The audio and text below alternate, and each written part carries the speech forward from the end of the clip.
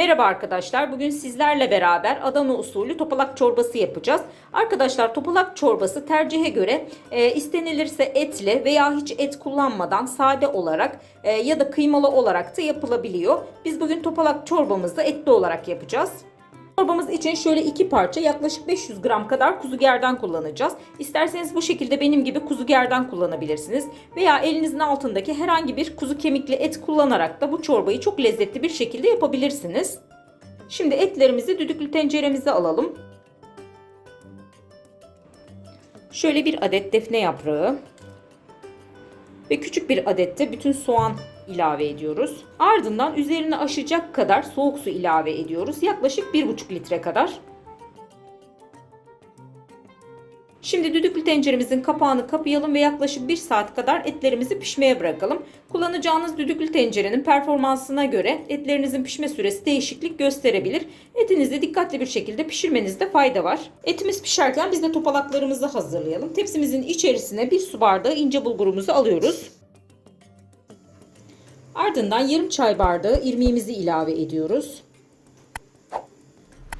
İnce bulgurumuzu ve irmiğimizi sıcak suyla ıslıyoruz.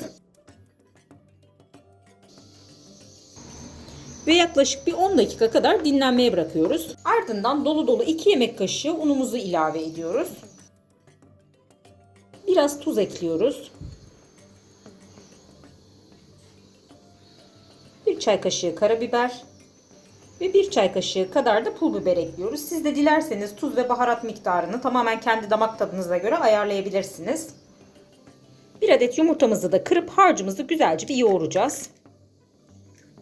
Şimdi harcımızı yaklaşık bir 5 dakika kadar çok güzel bir şekilde yoğuracağız. Arkadaşlar bulgurumuzu ilk başta yarım bardak sıcak su ile ıslamıştık. Eğer kıvamı çok sert olursa soğuk su ekleyerek kıvamını yumuşatabilirsiniz.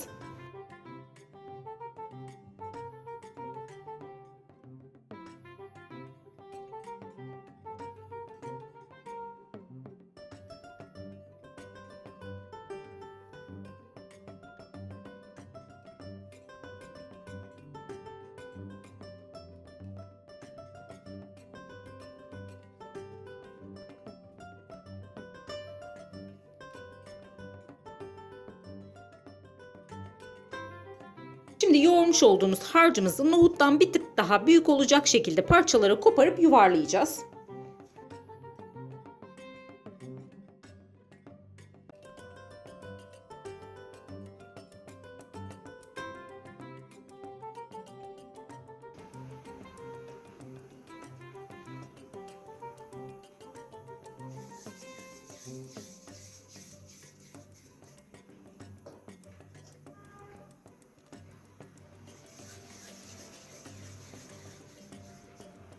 Bu şekilde.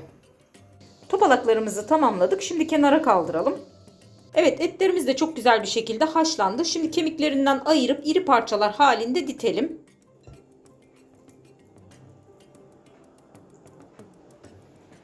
Et suyumuzu içerisinde kemik parçası kalmaması için ince delikli bir süzgeçten süzdük ve farklı bir tencereye aldık. Gördüğünüz gibi suyumuz kaynamaya da başladı. Şimdi içerisine 1 su bardağı haşlanmış nohutumuzu ilave ediyoruz.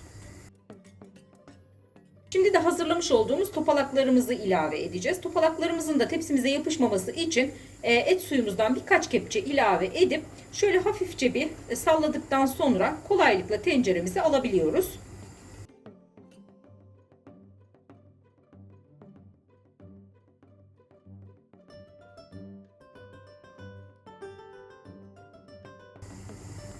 Çorbamızı şöyle dipten bir karıştıralım.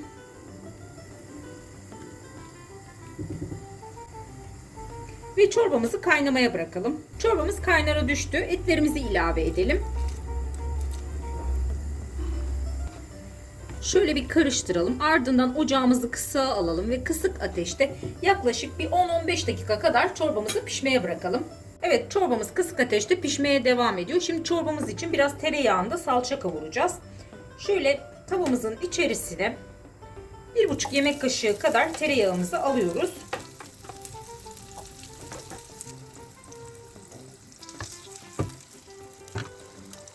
Tereyağımız tamamen eridikten sonra 1 yemek kaşığı domates salçası ve dilime 1 tatlı kaşığı kadar da biber salçası ekliyoruz. Salçamızı tereyağımızda güzelce bir kavuruyoruz.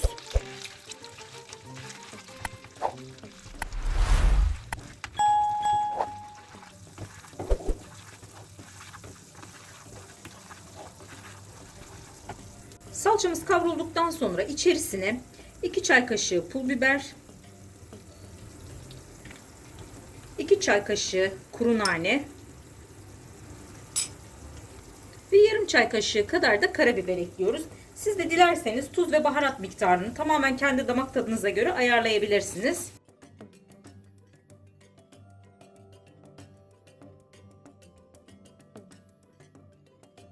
Baharatlarımızı da ekledikten sonra şöyle güzelce bir karıştırıyoruz salçamızı.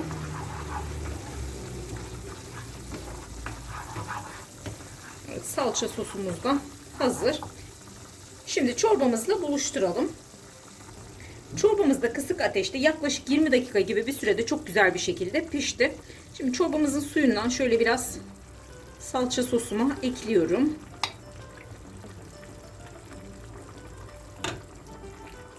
Şöyle bir karıştırıp hemen çorbama ilave edeceğim.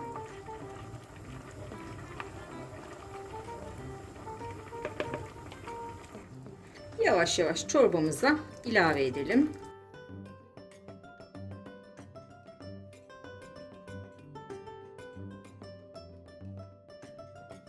Çorbamızı şöyle bir karıştıralım. Ve biraz tuz ekleyelim. Biliyorsunuz çorbamıza hiç tuz eklememiştik. Şöyle 1-2 çay kaşığı kadar ekliyorum. Birazdan tuzuna bakarız. Yeterli gelmezse tekrar ekleyebiliriz. Siz de tuz miktarını kendi damak tadınıza göre ayarlayabilirsiniz. Şimdi salça sosu ile beraber de kısık ateşte özleşmesi için 2-3 dakika kadar daha pişirip çorbamızı ocaktan alabiliriz. Evet, topalak çorbamız servise hazır. Hemen tabağımızı alalım.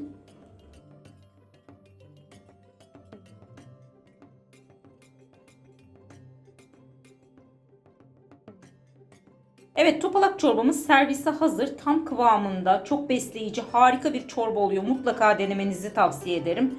Ayrıca videomuzu beğendiyseniz destek vermek için lütfen YouTube kanalımıza abone olmayı unutmayın. Tariflerimizi mutlaka deneyin. Deneyen herkese de şimdiden afiyet olsun.